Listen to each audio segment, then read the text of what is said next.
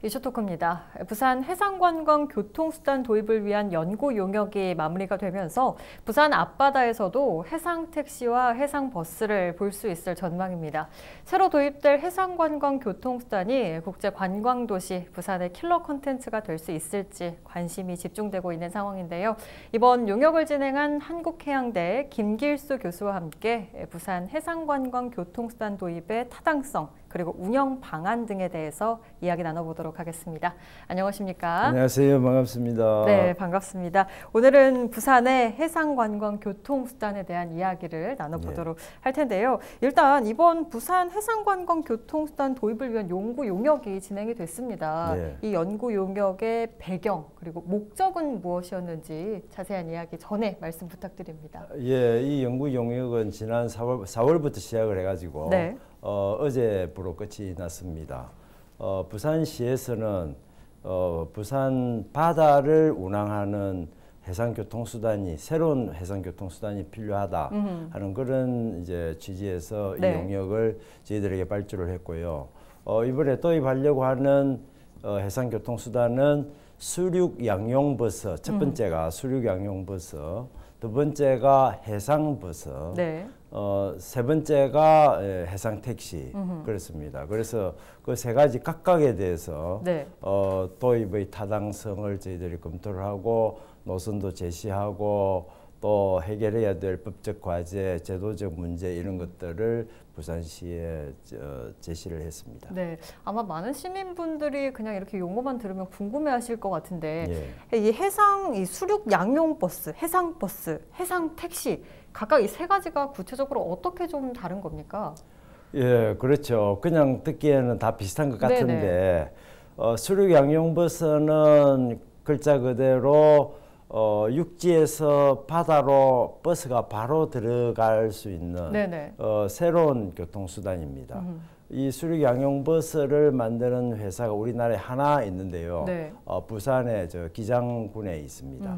그래서 아마 시민들 중에는 그걸 보신 분들도 있을 텐데요. 지난번에 한 달쯤 전에 광안리 앞바다에서 시범 운행을 한번 했었습니다. 그래서 그때 많은 시민들이 버스가 바다 위를 간다 이렇게 시민들이 생각했었고요. 해상버스는 여객선입니다. 그냥 여객선이라고 보시면 됩니다. 그런데 이제 부산역에서부터 시작해가지고 오시리아 관광단지까지 여러 터미널들을 조성을 해가지고 그 터미널을 중간 기착점으로 하고 그래서 오시리아가 이제 주말 되면은 그 교통이 많이 정체되잖아요. 그 문제도 해결할 겸 그래서 오시리아까지 운행하는 것으로 그렇게 되어 있고요. 해상 택시는 가까운 곳을 가는 작은 배입니다. 그래서 톤수는 뭐 한 4톤, 5톤 이런 정도고 거기 탈 수 있는 사람은 8명 내지 10명 정도 배를 타가지고 예를 들자면 현재 저희들이 노선으로 잡아놓은 것은 자갈치에서부터 영도 깡깡이 마을까지 아니면 이제 자갈치에서 송도 해상 케이블카 타는 분들을 위해서 그렇게 일단 2개 코스를 잡아놨습니다. 이렇게 수륙 양용 버스, 해상 버스, 해상 택시 이렇게 세 가지에 대한 용역이 진행이 된 건데 그렇다면 이렇게 해상 교통이 좀 도입이 된다고 했을 때 어떤 좀 파급 효과가 있을까요? 상당히 큰 파급 효과가 있다고 저희들은 그렇게 생각을 합니다. 지금 이제 수륙 양용 버스가 우리나라에 최초로 도입된 것은 일단 부여군에 제일 먼저 도입이 됐습니다. 올해 시작이 됐는데 올 7월부터 시작이 됐는데 그 수륙 양용 버스를 타기 위해서 외지인들이 또 많이 온다는 이야기입니다. 그리고 상당히 그 경제성도 있는 것으로 평가가 나 있고요. 만약 이게 이제 부산에 도입이 되면 수륙 양용 버스를 타기 위해서도 부산에 관광객들이 오지 않을까 그런 생각을 하고요.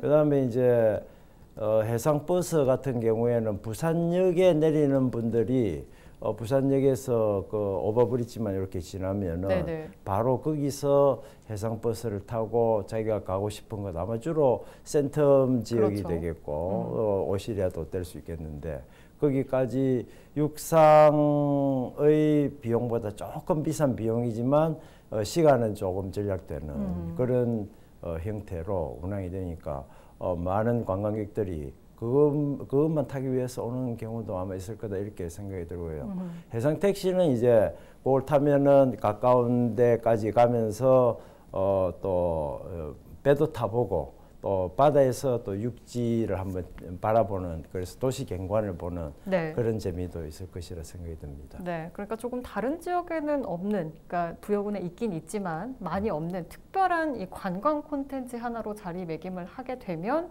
파급 효과가 좀 클 것이다라는 말씀이시군요. 예, 그래서 지금은 이제 수영강 위주로 하려고 하는 것이고요. 네네. 그러나 효과가 있는 것은 역시 그 수륙양용버스가 광안리 해변을 가로질러 가는 코스여야 된다. 그래서 부산시는 그것을 아주 절실히 원하고 있고요. 네네. 그러나 그것을 또 약간의 위험성 때문인지 해양수산부에서는 허가를 안 해주고 있고 네네. 부산시 지금 해남 문제가 바로 그겁니다. 수륙양용버스를 광안리 바닷가에도 운항할 수 있도록 하면 좋겠다. 또 더 나아가서는 저 낙동강 이제 하구원 아래쪽에 그 철새 도래지도 있고 있지 않습니까? 그렇죠. 그쪽에 지금 운항 제한을 뭐 하고 있기는 있습니다만은 그 문제만 좀 해결이 되면 그쪽에 수륙양용버스가 들어갈 수만 있으면 아주 관광 콘텐츠로서 아주 좋다 이렇게 생각을 하고 있습니다. 네. 네. 뭐 이제 연구 용역의 마무리가 된 거니까 앞으로 또 여러 가지 방안들이 또 보완이 되면 좋을 것 같다라는 생각이 듭니다. 그렇다면 좀 궁금한 게 뭐 유람선이나 도선 등 부산에 좀 기존에 있는 이런 교통수단들은 얼마나 좀 사람들이 이용을 할까? 과연 이 세 가지 새로운 것들이 도입이 되면 이용률이 많을까? 이런 부분이 좀 걱정이 되고 궁금하시는 분들도 많을 것 같은데 일단 기존의 유람선이나 도선 같은 경우 이용률이 좀 어떻게 됩니까? 예, 부산에는 기본적으로 이제 유람선밖에 없다고 이렇게 일단 보시면 됩니다. 도선은 현재 없는 상태고요. 그래서 그 유람선과 도선은 또 다른 성격을 갖고 있습니다. 그렇죠. 유람선은 주로 그 배 위에서 유흥을 즐기고자 그렇죠. 하는 사람들이 출발해가지고 해상을 갔다가 다시 원래 목적지로 돌아오는 것이 이제 유람선이고요. 도선은 이제 사람을 여기서 태워가지고 다른 원격지까지 태워다 주는 그래서 사람을 장소에서 다른 장소로 이동하는 게 이제 도선입니다. 네. 그래서 부산은 실질적으로 도선이 없습니다. 도선이나 뭐 여객선은 어찌 보면 비슷한 건데 여객선은 규모가 13인 이상이 그렇죠. 탈 수 있는 규모가 큰 배를 말하고 네. 도선은 그보다 규모가 작은 건데 이 도선과 여객선이 사실상 부산에는 없었다 이렇게 볼 수 있는데 이제 그것이 이번에 새로 도입이 된다고 볼 수 있는 거죠. 네. 그렇다면 이런 해상 택시나 해상 버스 같은 경우는 사실 뭐 이번에 처음 나온 이야기가 아니죠. 과거에도 좀 몇 차례 이야기가 나왔었는데 수익성 부분이 좀 걱정이다라는 우려의 목소리들이 좀 높았거든요. 경제적 타당성에 대한 결과는 좀 어떻게 나왔습니까? 예, 저희들이 이제 경제적 타당성을 아주 연구를 올해 많이 했습니다. 네네. 그래서 결론적으로 말씀을 드리면 여러 대안 노선들이 많이 있었는데 그 중에서 경제적 타당성이 없는 것들은 다 제외를 해버리고 네네. 경제적 타당성이 있는 것들만 추려가지고 결과적으로 이제 제시를 한 건데요. 예. 수륙 양용 버스가 제일 경제적으로 수익성이 높습니다. 그래서 현재 수륙 양용 버스는 아마 많은 분들이 관심을 가지고 그 사업에 뛰어들 채비를 하고 있는 것 같고요. 네네. 그다음에 해상 택시가 그 다음으로 수익성이 좋습니다. 한 1.23 정도 이렇게 나왔는데요. 네. 제일 안 좋은 것이 이제 해상 버스입니다. 해상 버스는 일단 투자는 많이 돼야 되고 네. 거기에 얼마나 많은 사람이 이용할지가 이제 제일 관건인데 네네. 그래서 해상 버스가 어쨌건 세계 교통수단 중에서 제일 경제성이 떨어지는 것으로 나타났습니다. 그래서 제가 부산시에 이제 제안한 것은 네. 수익성이 떨어지는 것과 수익성이 높은 것을 묶어서 이렇게 같이 공모를 하면은 이 세 가지가 뭐 해상 택시는 별도로 하더라도 네네. 그거는 좀 규모가 적으니까 그 현재 뭐 유람 사는 분들이라든지 기타 바다에 관심 있는 분들이 그 택시로 들어와서 운영을 하시면 되고요. 네.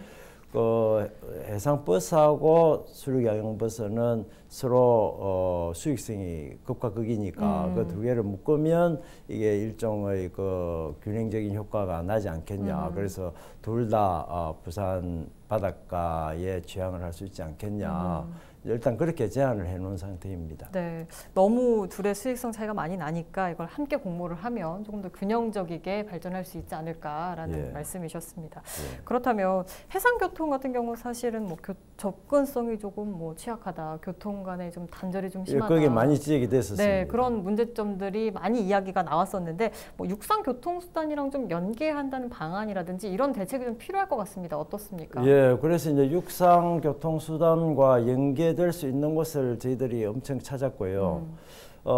그러다 보니까 이제 그 현재 부산 시티 투어 버스 있지 않습니까? 네네네. 그것과 연계하는 방안을 부산관광공사하고 계속 이야기를 했고요. 네. 그래서 부산관광공사도 연계되면 좋겠다. 그래서 그것이 이제 도착하는 어느 지점에 예를 들자면 용호만 터미널 같은 경우에 그래서 거기를 이제 해상버스 중간 지점으로 잡아놨거든요. 네네. 그러면 용호만 거기에 이제 해상버스가 도착을 하면 육상의 시티 투어 버스가 거기에 도착을 하고 또 해상 택시도 그쪽에 올 수 있도록 만들어 놓고 그래서 이렇게 삼자가 서로 연결이 되면 되지 않겠느냐. 그다음에 이제 사람들이 많이 오는 곳, 네. 부산역이라든지 네. 자갈치, 그다음에 센텀 이런 곳에 특별히 이 해상버스 터미널을 구축을 해서 사람들이 많이 이용할 수 있도록 하자. 이제 저희들이 생각하기에는 부산역에서 센텀까지 아마 거기까지 제일 수요가 많을 것 같습니다. 그래서 네. 그쪽을 집중적으로 연결하는 것으로 그렇게 잡혀 있습니다. 그러니까 기존의 관광 콘텐츠와 좀 연계하는 방안, 그리고 관광객들이 좀 많이 몰리는 인기 있는 관광지 위주로 조금 몰리게 해서 운행하는 방향, 이런 방향을 좀 맞습니다. 이야기를 해주셨습니다. 예. 또 국내 해상교통하면 사실 우리 서울의 수상 택시를 또 생각을 안 할 수가 없을 것 같은데 이 서울도 역시 마찬가지로 이용객 수에 좀 문제가 좀 있고 운영하는데 좀 어렵다라는 이야기들이 좀 꾸준히 들려오지 않습니까? 그렇다고 봤을 때는 뭐 서울은 비교하면 그렇게 되는 거고요. 부산이 어쨌든 이걸 연구 용역을 마친 상황이고 앞으로 이걸 활발하게 진행하는 단계이기 때문에 국내나 또 해외 사례에 비춰봤을 때 좀 부산이 벤치마킹을 할 수 있다거나 좀 예를 들 수 있는 그런 부분들이 있을까요? 예, 실패 사례들을 저희들이 또 연구를 굉장히 했습니다. 네. 그래서 서울의 한강 수상 택시 거기도 직접 가보고 왜 이게 운행이 잘 안 되냐 네. 그런 것도 원인도 파악을 하고 왔고요. 해외의 수륙양용 버스가 사고가 나가지고 그 회사가 파산된 경우 이런 것들도 저희들이 조사를 해가지고 연구 용역 보고서에 다 담았습니다. 네. 한마디로 말씀드리면 이제 그 양쪽 다 기계 선박이나 선박에 대한 개념, 네. 기계에 대한 개념이 없었던 것이고요. 수륙양용버스 같은 경우는. 네네. 그다음에 서울의 한강 수상 택시 같은 경우는 접근성이 너무나 떨어져 가지고 그거 타러 가려고 하면은 이쪽에서 한참 걸어가든지 그렇죠. 택시를 타고 가야 되고 또 저쪽 내려도 한참 또 어디로 가야 되고 그래 가지고 안 되거든요. 네. 해외의 수상 택시나 수상 버스를 보면요, 그냥 사람들이 장바구니 들고 거기서 그냥 바로 올라타고 맞습니다. 또 네. 바로 가가지고 저서 발 뛰어내리고 그냥 그렇습니다. 그렇죠. 그냥 완전히 생활 밀착형이 돼야 되거든요. 그래서 서울 수상 택시거는 너무 생활 밀착형이 아니고 네. 부산은 어찌 보면 그 중간쯤 됩니다. 이걸 더 생활 밀착형으로 가지고 와야 됩니다. 네네. 그래서 서울 같은 경우는 너무 접근성이 떨어지지만 부산 같은 경우 아까 말씀하신 것처럼 관광지 주변이나 관광객들이 많이 몰리는 곳에 또 이용을 할 수 있게 하도록 한다면은 이런 부분이 조금 그래도 해소가 될 수 있겠네요. 예, 일단 그 자갈치 현재 그 부두가 만들어져 있지 않습니까? 그렇죠. 그 부두 옆에다가 하나를 이거 용도를 하나 만들려고 하거든요. 그럼 거기에 이제 잔교를 만들어 가지고 pontoon을 그렇게 설치를 하면은 네. 그 자갈치 해먹던 분들 뭐 이런 분들이 외지에서 오신 분들이 그냥 그거 타고 이 케이블카 타러 가자 하고 가지고 거기서 바로 타고 가면 뭐 되는 거죠. 네. 그럼 아주 연계성이 좋다고 생각이 듭니다. 네. 그렇다면 사실 이렇게 아무래도 바다를 이용하거나 강을 이용해야 하기 때문에 사고가 좀 날 수도 있지 않습니까? 이런 부분을 좀 완벽하게 대비를 사전에 하는 게 참 중요할 것 같다라는 생각이 드는데 안전관리 부분에 대해서는 좀 어떤 대책들이 필요할까요? 사실 부산이 다른 이 여수나 목포나 저쪽 삼천포 쪽에 비해서 날씨가 아주 안 좋습니다. 특히 겨울 되면은 이 북서 계절풍이 이렇게 해운대 앞쪽으로 네네. 불어오기 때문에 해상 버스, 해상 택시 하기가 별로 좋지가 않습니다. 그래서 해상 택시는 날씨가 좋은 이쪽 남항 쪽 위주로 이렇게 운항을 하고요. 네. 이제 해상 버스는 좀 큰 배를 도입을 하라고 되어 있습니다. 그래서 그 큰 배가 파도를 이기고 이렇게 카타마린선이라고 파도를 이기가지고 안정적으로 이렇게 운항할 수 있는 배가 있거든요. 네네. 그래서 그 카타마린 배라든지 이런 배를 도입을 해서 속도도 나지만 약간 높은 파고에도 배의 안정성을 유지할 수 있는 그런 배를 도입을 하라 이렇게 되어 있습니다. 그러니까 계절상의 어려움이 있으니까 이거를 좀 극복하기 위해서 남항 쪽에는 택시를 조금 어려운 곳에는 아무래도 택시보다 수상 택시보다 해상 택시보다는 해상 버스가 훨씬 규모가 크기 때문에 이런 부분을 이겨낼 수 있게 택시와 버스를 이용할 수 있는 그런 부분을 다르게 한다는 거군요. 그리고 이제 그 운항 관리 제도라는 것이 있습니다. 네네. 그래서 여객선 같은 경우에 운항 관리자들이 통제를 받습니다. 그래서 풍력 계급이 7 이상 되면 폭풍주의보가 내리면 운항 통제를 하거든요. 그래서 그런 이제 법적인 제도는 다 구비가 돼 있고 배만 좀 좋은 배, 새 배, 안전한 배를 가지고 오고 거기에 근무하는 이제 해기사들, 항해사들이 좀 충분히 노련한 분들이 좀 뭐 임금을 좀 더 주더라도 하면은 충분히 안전성이 확보되지 않을까 그런 생각을 합니다. 네, 알겠습니다. 그렇다면 이 해상관광 교통수단이 부산에 앞으로 좀 잘 자리를 잡기 위해서 해결돼야 될 과제들은 어떤 부분들이 있을까요? 과제들이 많이 있습니다. 우선 수륙 양용 버스가 이렇게 강으로 현재 운행하는 데는 문제가 없거든요. 그래서 수영강은 지금 운항할 수가 있습니다. 그래서 그거는 뭐 제도적으로 한 문제가 없는데 이제 그 수영강 아래쪽은 이 바다거든요. 수영강 요트 경기장 바로 앞쪽 거기는 바다로 지금 바다로 되어 있습니다. 그래서 그쪽을 운행하려고 하면은 이제 해수부 허가를 받아야 되는데 해수부에서는 수륙 양용 버스가 이게 배가 아닌데 그래서 큰 파도 치면은 어떻게 하노 이래가지고 지금 허가를 안 내주는 쪽으로 지금 상당히 자세가 그렇게 잡혀져 있습니다. 그래서 그런 부분 해결이 돼야 될 문제고요. 그 다음에 이제 부산항 같은 경우에 너무 컨테이너선 상선 위주로 지금 부산항 전체가 운영이 되다 보니까 이런 여객선, 유선, 해상택시, 해상버스가 어찌 보면 운항면에서 안전면에서 홀대를 받고 있습니다. 대행선 위주로만 운항. 그래서 지금 대행선은 거의 그 신항 쪽으로 컨테이너에서 다는 아니지만 약 80% 이상 옮겨갔거든요. 그렇죠. 앞으로 더 옮겨간다고 볼 때에 이제 북항 전체를 이렇게 여객선, 유람선, 요트 뭐 이런 그 해양 레저 관광 위주로 전체 그 운항 규칙을 좀 개정을 해야 되지 않나 그런 생각을 현재 하고 있습니다. 부산하면 해상관광이 조금 더 발전해야 한다 이런 목소리가 높은 만큼 앞으로 이 해상관광 교통수단이 부산의 매력 포인트로 자리 잡을 수 있도록 기대를 해보도록 하겠습니다. 이슈토크 오늘은 여기서 마칩니다. 고맙습니다.